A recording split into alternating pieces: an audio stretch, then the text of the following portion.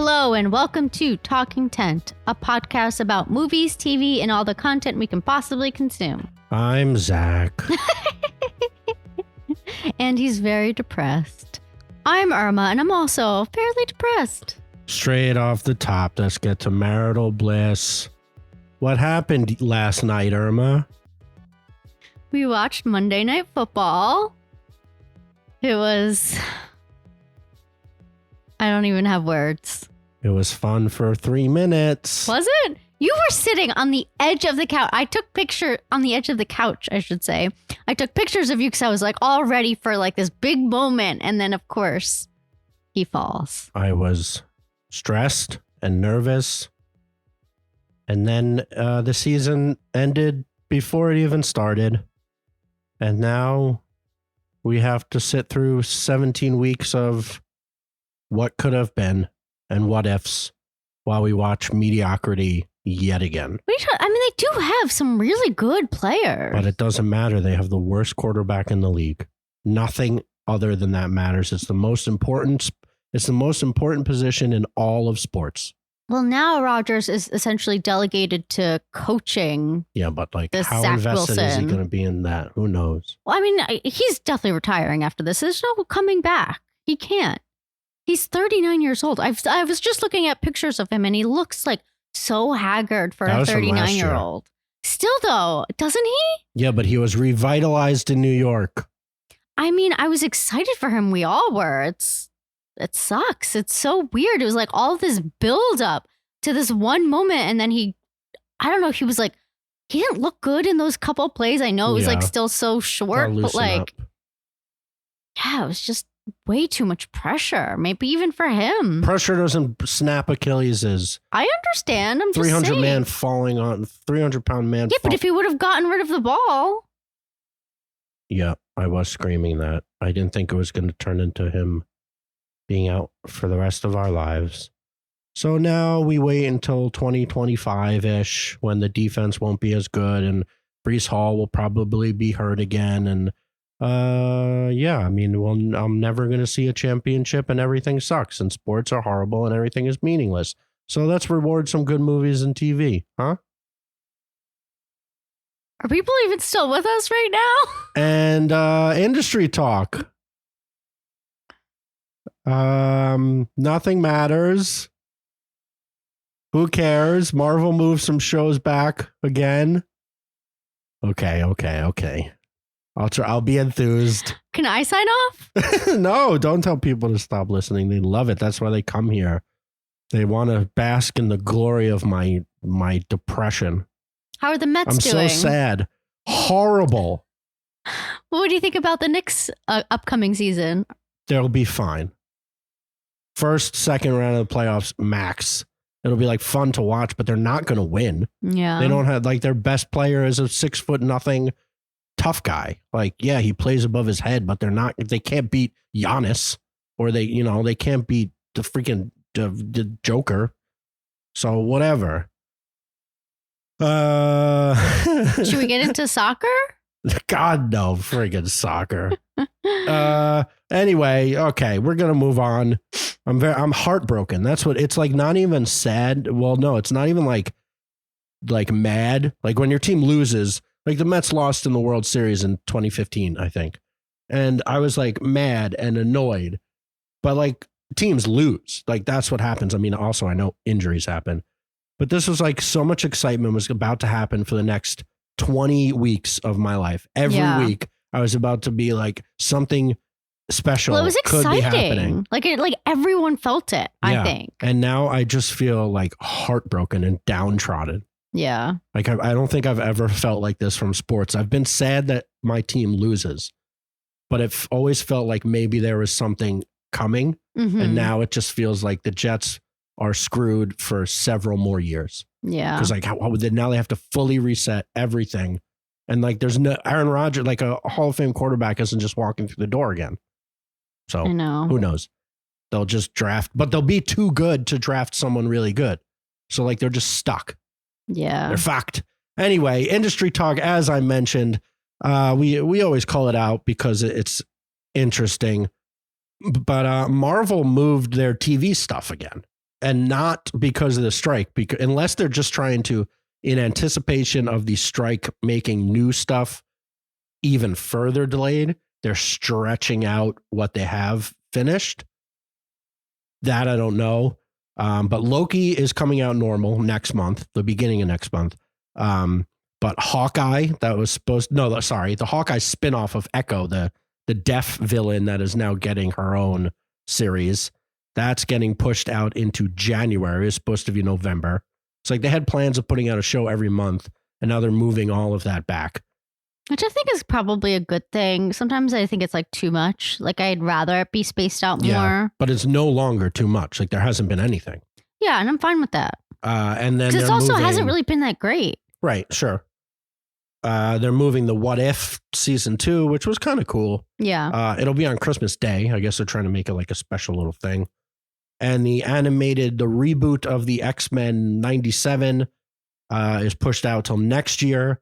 And Agatha, the Coven of Chaos, which is now titled Agatha Darkhold Diaries, is fall of next year. So like this time next year. Well, I don't even think they finished filming that. Maybe that one they didn't finish. Yeah. And I feel like other movies have been moving. Yeah. I saw a thing that Florence Pugh was sad that they didn't get to, because I guess they were supposed to film Thunderbolts this summer. And they didn't do that, obviously. So that, you know, we're going to start to see a big drop off in content. When I was watching football before the whole world ended on Sunday, when everything was still kind of fun, every single commercial was for a game show where like. I like game shows, but yeah, it might be too much. Every single one. So. I mean, I just watched a game show in like 2 days that I liked. Yeah, but that one had writers because it was trivia. Like none of I don't think any of these can be trivia. Oh, right. It's all just like, can these guys hang from a wire? Season 40.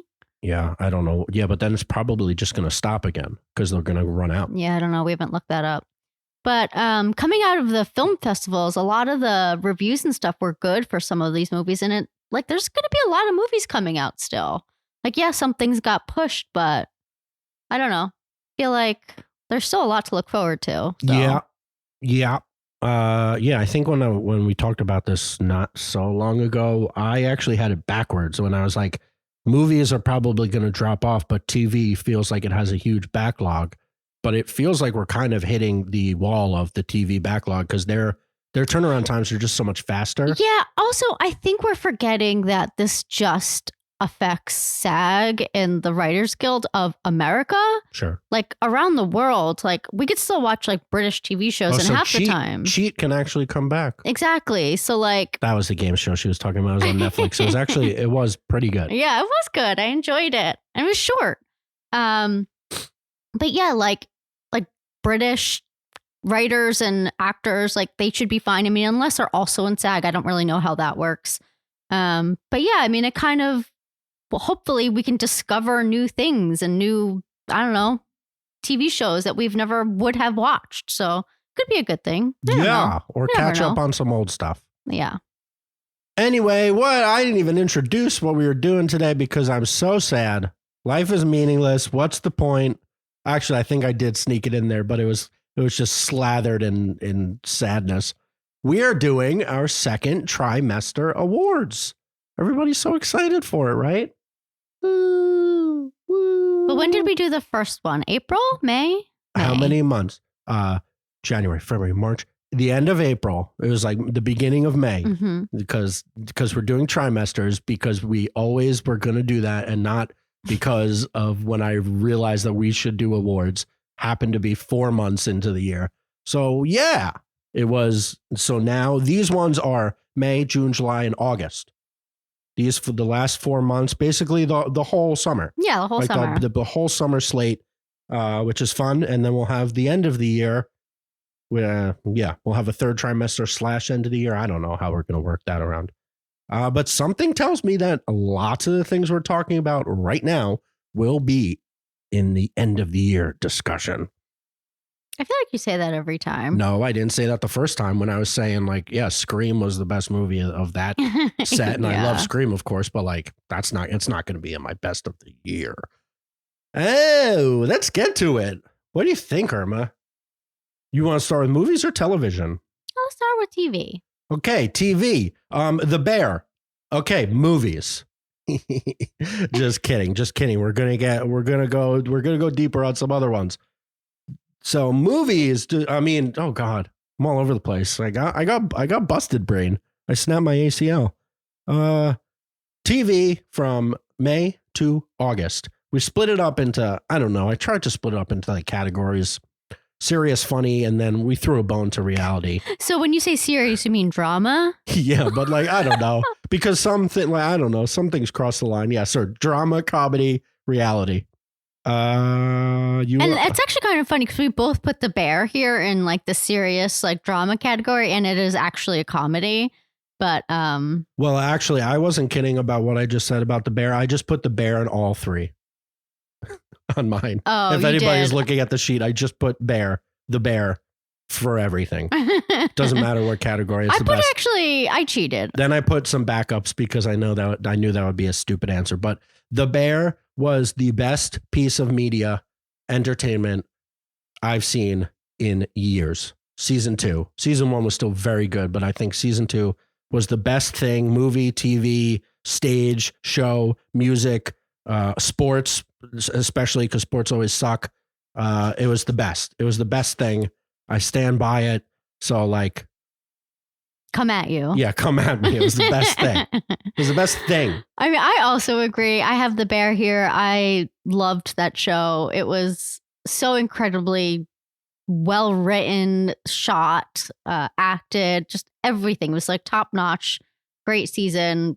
Can't wait until it comes back. Probably it'll come back even later next year. Who knows?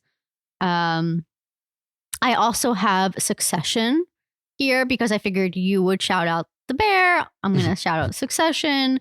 It ended this past year. I want to say, what was it, June? I don't even know anymore. I can't think back that far. Time is a flat circle and everything is meaningless. You're so depressing.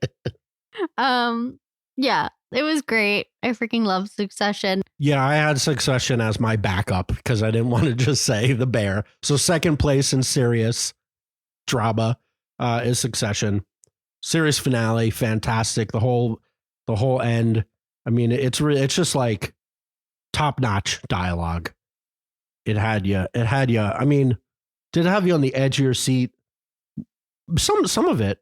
It was like super stressful. It's just so well written. Yeah. And even if like you can nitpick it for being like, all right, so we're just like doing a debate about who gets the business again. They just make you were that kind of like not out on it, but like in the first couple episodes, you're like, oh, so it's just this again. Yeah, we're just doing this again, which is true, and it's the show. Which I think is why they like ended it. Right. They're like, okay, we're done. So now we're done. Like there's simply no way they can do season 5. Like they would just be like, oh, okay, so we're doing this again. Yeah. But yeah, it was all very good. Yeah. Amazing. And then the last show I want to shout out here is Hijack. I wouldn't say this is like the best, but honestly, like I loved watching the show this summer. It was so like unserious, I guess, in a weird way. Like I never took it so seriously that I was like anxious or anything. I just had fun. It was like a fun watch. And that's exactly what I wanted this summer. Yeah, I was more critical of Hijack. I get what you're saying. So this would fall in the category of summer schlock. This was probably the best or near the top of like summer nonsense, except I don't think they really thought it was supposed to be just fun because it wasn't really fun. It was pretty dramatic. It was like ridiculous and over the top, but and not really. Not in the way that's like fun. Kind of in the way that's like, oh, but like I want them to be earnest. Okay, yeah. You know what I mean? Like I want it to be like I feel like it's also like in a Mission Impossible way. Like they take that all so seriously, but sometimes you look at it and you're like, this is ridiculous. Yeah. I love it. I don't know. That's how I feel about it. Idris is great. Yeah. Everyone else was fine. And all those people should be dead because they would have shot the plane down. I know. I mean, Idris, he should be in a Mission Impossible. That's who they need to get. Ooh, well, that was always the talk of him being Bond. I know. And now apparently he's too old for Bond, which just doesn't make sense. Yeah, to me. He's not too old. Yeah, not at all. Yeah. So that was serious. Wow. We're excited. Comedy, funny. Ha ha ha ha ha. I put The Bear. The Bear is the funniest show on TV while also being dramatic and heartbreaking and amazing. Eben Moss Backrack has me dying every episode. Io Debris has her shots in. And then just like everything about Maddie Matheson absolutely slayed this season. It was so funny, but obviously we can't say The Bear for everything. So my backups were Dave, the Little Dicky show, which I thought took another step forward this year in like storytelling. Actually, I guess it took a step forward in the drama because like it just became deeper, and some of the episodes were like scary.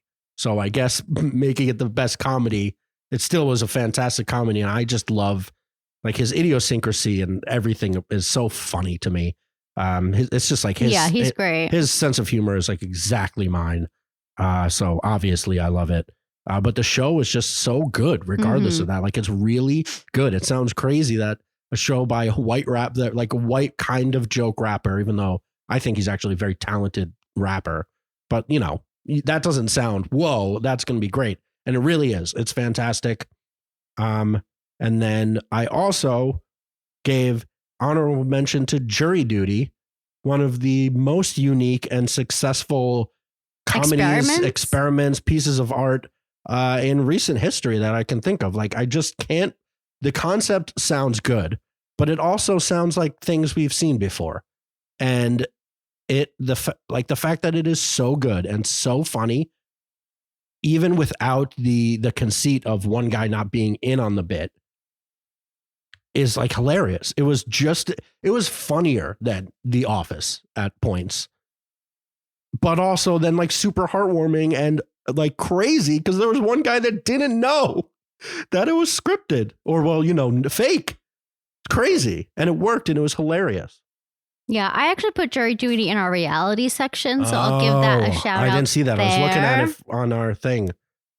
And I fully agree. I mean, it was very funny, and I think I was dying every time I watched that show. For me, I have the other two, which it was its series finale season this year.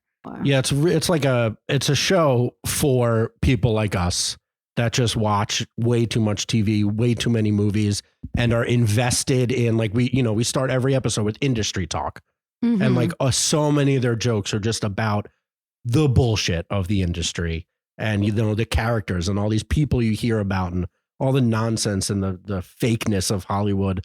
But then also like Jury Duty, it's like really endearing and like can be very personal about these two siblings that are just at the core of it, trying to get by, like make the best of their lives. Yeah, amazingly funny. And it also takes place in New York, and I always love that. Another thing I want to shout out, an honorable mention, The Righteous Gemstones. I just love this show. I love Danny McBride. I love everyone that he brings together. This was just like a really funny season. I want to say last season I didn't love as much, but this season it just really, I don't know, it just really got it. It really got all the siblings and their dynamic and how they bounced off each other. I just thought it was really great.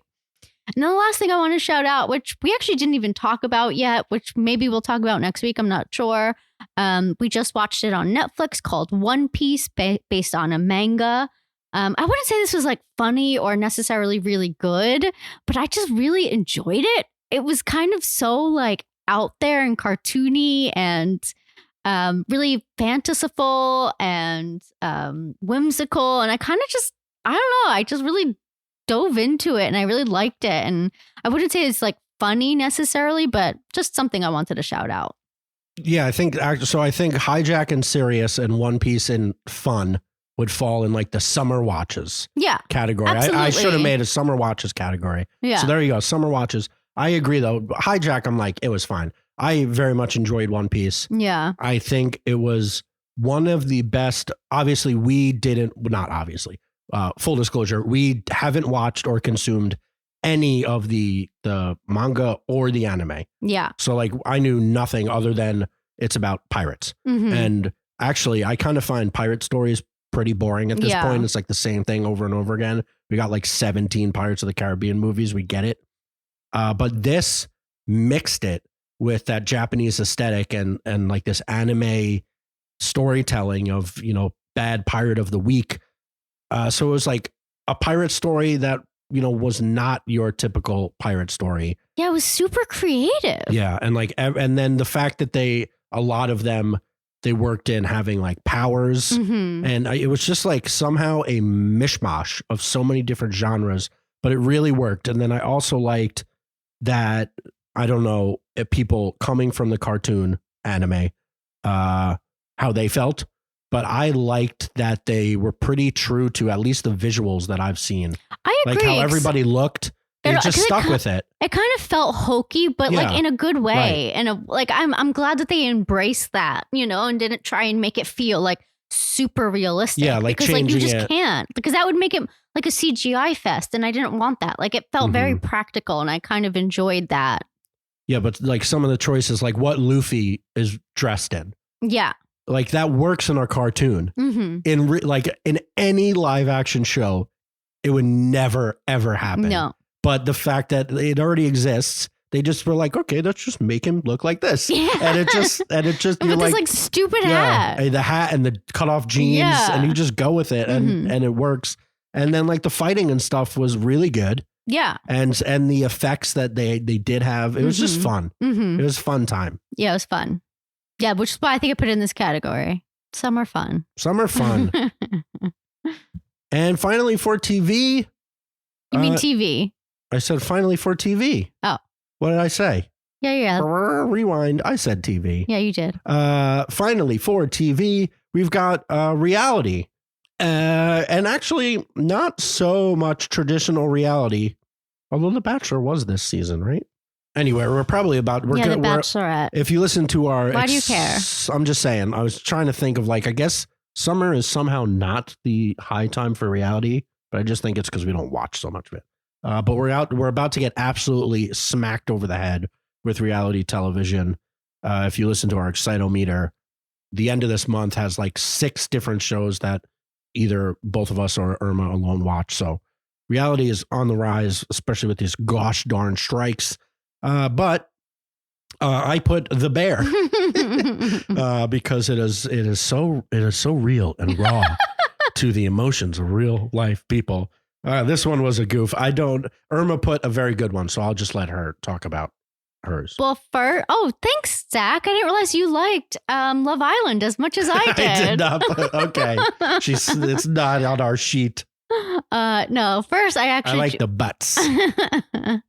Do want to shout out Love Island. It's such a good show. I mean, it's a lot. There's like 60 episodes and it's definitely feels overwhelming, but I kind of like that it is, or it's meant to feel like real time. And yeah, it's a good show. Regardless, moving on. How To with John Wilson just ended. The series is over now, and it really, I don't even think we talked about this past episode, have we? The series finale episode? We did not. This was kind of disturbing, kind of, I don't even know like the right words to describe it, but just like really like introspective, and just really took it to a place that like I was just in shock. And I also just really want to shout out John Wilson himself. Like, yes, I know that he has been filming people for a very long time, and with HBO's help, like he, I think, hired a lot of people to like get footage and stuff. But in general, like he is still the main person putting together these episodes. And so when he meets these people, he's the one who's like talking to them and meeting them. And I don't understand how he has this ability to get people to tell him his like not deepest, darkest secrets, but just tell him things. And he doesn't like exploit them. At least I don't think so. And he doesn't like do it in a mean-spirited way. He just kind of lets it linger and just lets them kind of go deeper if they feel like they can, or I don't know. It's just like so interesting, like the way he weaves his episodes. Yeah, I just think like John Wilson like is just like a master at what he does. I just like him. I was so blown away, even though this past episode was like disturbing. Yeah, John Wilson and the producer Nathan Fielder on this are in like a class of their own. True, I forgot Nathan Fielder. Yeah, in like Nathan Fielder doesn't do exactly what John Wilson does, but it's like close enough. Like they just find these people, these oddballs. But I think Nathan Fielder's is a bit more of an act. I think John Wilson. I think when he interacts with these people, so like specifically you're referencing like that older guy. I think these oddballs kind of see a kindred spirit with him. And he might cut out a lot of his own dialogue, which like obviously he does. Like, him and that guy were spending days together. No, absolutely. And they showed it for like 20 minutes. And they only showed the man speaking mostly. So, but he also seems like super awkward. So I don't know. Exactly. I don't know that's how I'm just like how so he interacts interested. with these people, but they all open up with him. Especially like because he's holding a camera. Yeah, but like the way that obviously a lot of it comes in post of him like combining these stories and understanding how they work together to make these episodes. But it is really impressive that he'll, they have shots for every thought in his head. And then if they don't, they'll go find it. And all just on the streets of New York. Even though this season they left New York a little bit and this episode wasn't. Well, this episode, I'm sorry, we're going to. No, yeah, I was just going to go back to this episode about how it was like very disturbing about cryogenetics and that whole cult. So like he covered like cults, and then the freaking bomb at the end was unbelievable. Like I can't imagine being a documentarian and you've spent like 2 days with this guy and you're like, all right, this is a character. He's an interesting person and he walks crazy. Like his posture is so awful. It's unbelievable. Yeah. And then you're just sitting with him and he drops that. Like, how do you react to that? Well, I honestly found it. So just like thinking about it, because I spent so much time thinking about this episode because it's just like, you could not think about it. I want to say like the series finale, this last episode was brilliant. Like it truly was brilliant because it was the whole episode, I think, was dedicated to legacy and what you leave behind. His main thing was like, I can't believe I've spent the better part of my life filming and doing this. And this is what is going to be left behind. And then like, there's a moment where he's like at a hotel and like, you see like a man playing with his child and he's like, oh, like, is that what I should be striving for? Like, do I just need to forget about this? And then he focuses on someone else and it's just like another single man having a beer. And then it kind of goes to the whole cryogenics of it all of like, oh, like, is this what I should be doing with like my life? And, like, am I worth preserving? And I think he even like meets someone, which I found so funny at that conference with a guy with the spreadsheet who cataloged everything like in a TV show. And he was saying, The Bachelor. Right. And it was like somewhat similar. He said he didn't even like the show. Yeah. And it's like similar to what John Wilson does. Yeah. So it's just like so interesting. I don't know. I just think like legacy is like what he was trying to hone in on. I don't know. Just crazy. Yeah, great show. And then that man, because he essentially, what self-castration. Yeah. So he's like leaving nothing behind. Right. And that's what he was like contemplating. Yeah. Yeah. Wild. So now that the show is over and that he like worked with HBO to like film and get all of these pieces, does HBO own that now? I don't know. I don't know the in and outs of that stuff. Probably. Yeah. Well, I can't wait to see what he does next. I think he's so smart. I really hope he doesn't give this up and have a family. You can do both. He can do both. I'm kidding. I think he's got to meet a lady unless there's one there. No, when he would show his apartment, like he's got issues. Yeah. And they would show how dirty everything was. But I guess he's also not home that much, I don't think. Yeah, true. So this is where I also had Jury Duty, which I think we already talked about. So we probably don't need to get into that. Yeah. Comedy, reality, hybrid. Great show on Freezy. So you have to watch the commercials. But what are you going to do? And movies. So unless you've been living under a friggin' rock, this was a big summer for movies. Record-breaking summer all over the place, especially with the two big boys and girls, Barbie and Oppenheimer. So same thing. I split the movies into comedy and drama. So we can start with comedy. What was your favorite comedy movie of this trimester? Okay, so this is honestly a tough one to think of my absolute favorite. I think it's definitely a split between Barbie and Bottoms, but I think I'm going to give it to Barbie just because it was like such a surprise that it was going to be this good. Like it was so unexpected how good it was. I saw this movie twice in the theaters. I don't think I've ever done that before in my life. Not even for Titanic when you were 11? No, 12. Not for the boobs. No. For the boobs, just for the love. Oh, right. Yeah, I feel like we kind of covered everything we had to on the episode that we talked about this on. But yeah, just an absolute joy. I think it's actually available to rent right now on VOD, and I might. No, since actually, you're I think leaving you might have to me, buy it. Oh, like the $20 buy. Well, maybe I will. Just wait for it to be $5. Yeah. I mean, I think if you had to give best, it's got to be Barbie. Yeah. It was so good. It was so funny. It was poignant. It was smart. It was entertaining as hell. Entertaining super as fun, hell. super funny, but also so quotable, smart and just great. So smart. So many memes. Again, Margot Robbie. It had everything. It had great eye candy for both of us. I know, it's true. It had everything. I think in the moment I called it a near perfect movie. Yeah. I don't really back off from that. I think it was excellent. And I like when things like kind of bring together like a monoculture. Like I appreciate that when a lot of people like the same thing. I don't think there's anything wrong with that, you know? And I enjoyed like having this big like phenomenon that like a lot of people were enjoying and a lot of people saw and you could talk about it and get excited about it. Yeah, it took over the world. Yeah, it was amazing. I love that. I want more things to be like that. And then I shouted out Bottoms, which we saw a couple weeks ago now. So great. Again, very witty. Two girls that we are loving right now with Rachel Sennett and Ayo Edebiri. Yeah. Yeah, I put Bottoms. So again, we had like the heavy hitters, but I wanted to have some backups. So I put Bottoms as my backup. We talked about it.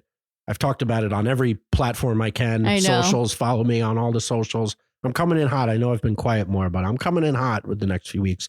But Bottoms was so funny and so smart in a totally actually the themes were kind of similar. I know, very similar to be honest. But like in a totally different style and just a totally different mindset, saying a lot of the same things, but in a stranger way, in a cool, just a more not more in an interesting way. And I just love. I can't wait to see what. Well, I don't know. I'm not that excited for what Greta Gerwig's got next, but we'll see. But I am super excited. I don't think there's anything actually in the can, but whatever Rachel Sennett, Emma Seligman, and Ayo Edebiri do, I'm in. Yeah. Yeah. And then the last movie I want to shout out here, again, all for the women, is Joyride. True. All women. Women. But at least in the comedies, I want to say the drama is kind of all men. Yeah. Tends to be. Yeah. Well, whatever. But hey, funny ladies. I know.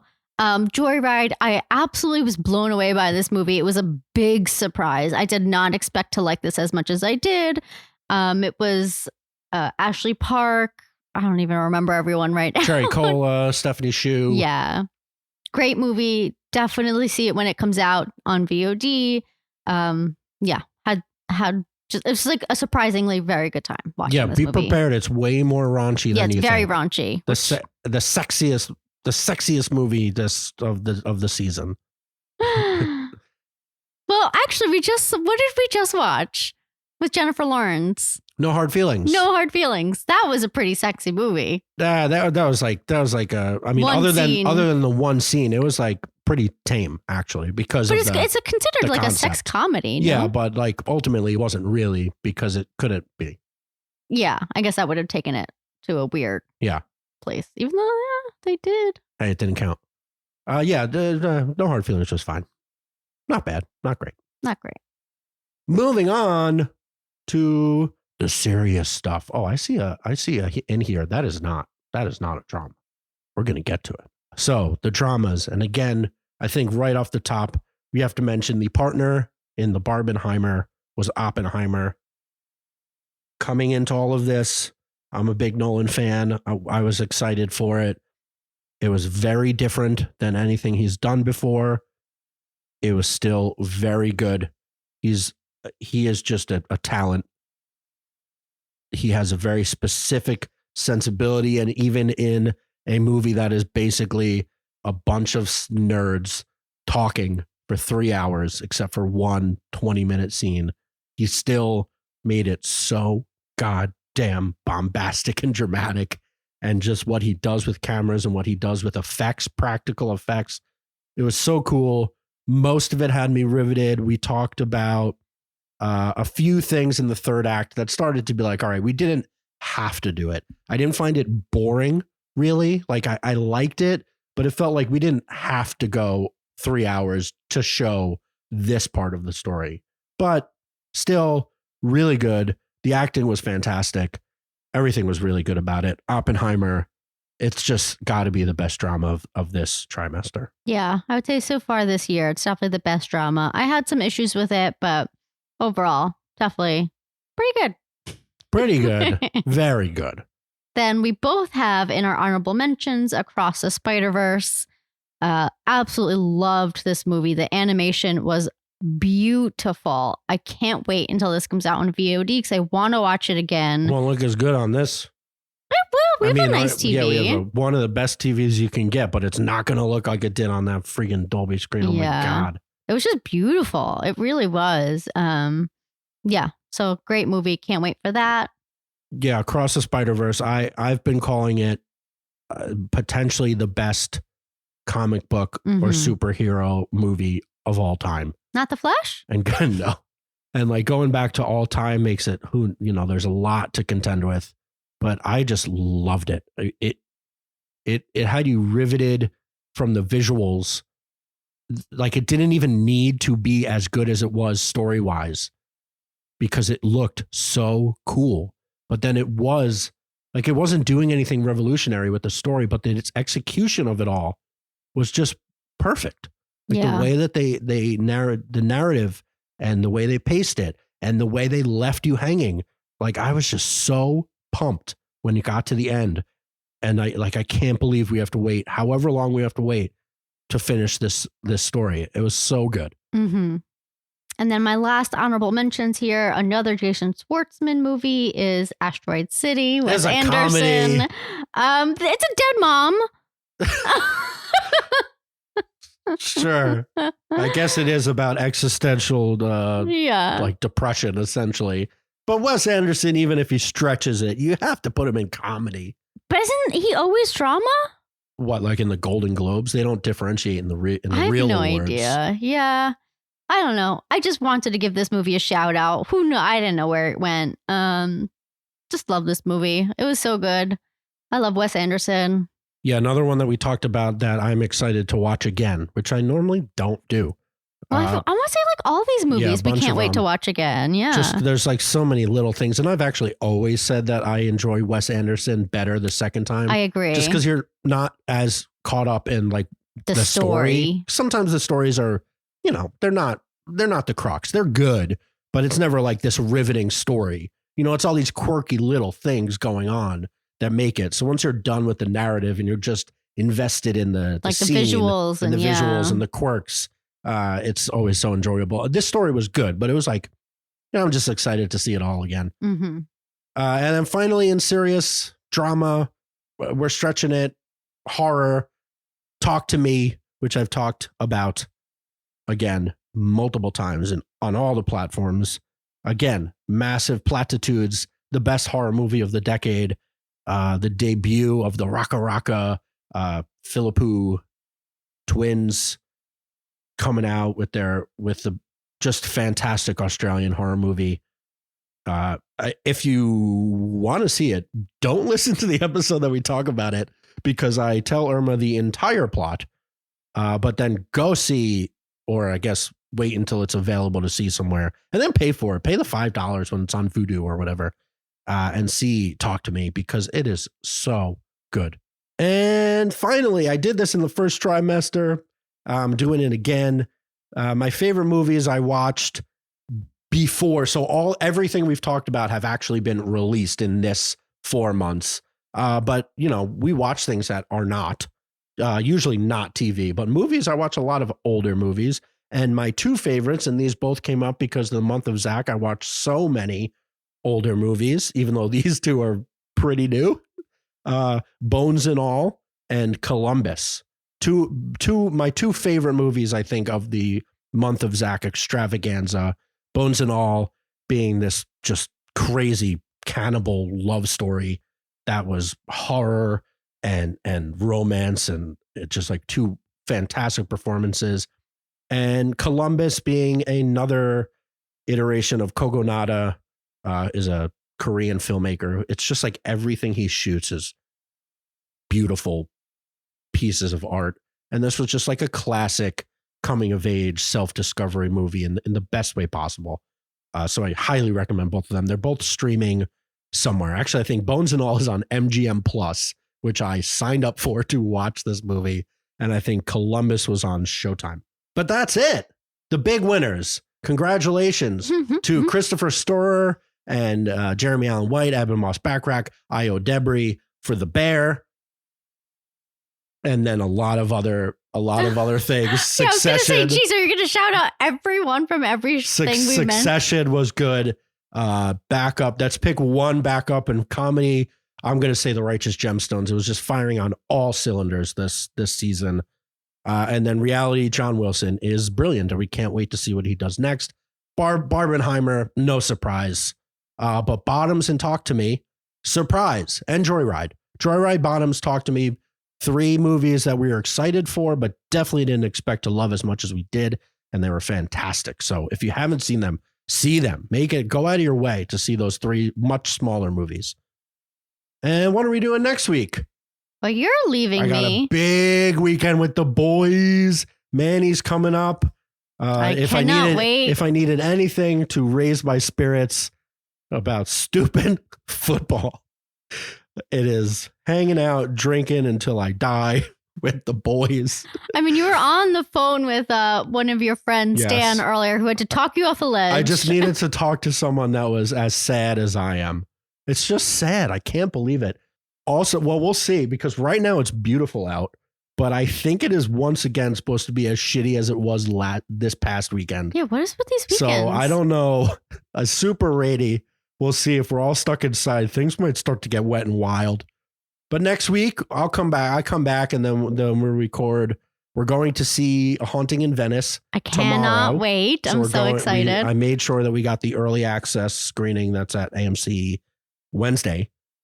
And then those 2 we talked about in our Excitometer, the 2 Netflix movies in El Conde, which was Pablo Larraín's vampire Pinochet movie, and then Haley Lou Richardson's Netflix rom-com. So I think hopefully we can maybe Which squeeze is what? Love at First Sight. Okay. Sorry, El Conde and Love at First Sight. You can figure out which one's which. We'll squeeze those in maybe on Monday and be able to talk about them, or Sunday. We'll see. I don't know. I don't want to watch any more football, so I don't even know. Sports are over. Everything sucks. And then another thing from the Excitometer, I'm going to try and keep up with all the things that we actually talked about, but The Changeling with Lakeith Stanfield is out. Mm-hmm. I think they might have dropped 3 episodes, which makes me insane. Just drop 1. Like, don't make me keep up with 3. Just do 1 a week. I don't need all of this. But hope I haven't checked. I think it might be 3. But we're going to at least watch the first episode and see how we're feeling about it. And then we can come back next week and either recommend it or say, maybe not. I think we're going to recommend it, though. It sounds cool. Also, one of my favorite shows on Netflix is back, The Glow Up. Cannot wait for that. Oh, is that true? Oh, that's why it was back on like the home screen for the older Yeah. seasons. Which you did not put on the Excitometer. I didn't. Yeah. It's about makeup artists. So I cannot wait for that. A reality show. Yeah, that's a fun one Yeah. for you. That's it, I think. What else do you have to say? Go Jets. No. I mean, sure. I hope Aaron Rodgers is feeling better. In an alternate reality, this is a sports movie, and they still go 12-5. But from what I've seen, that is just not going to happen. I know. Which is sad.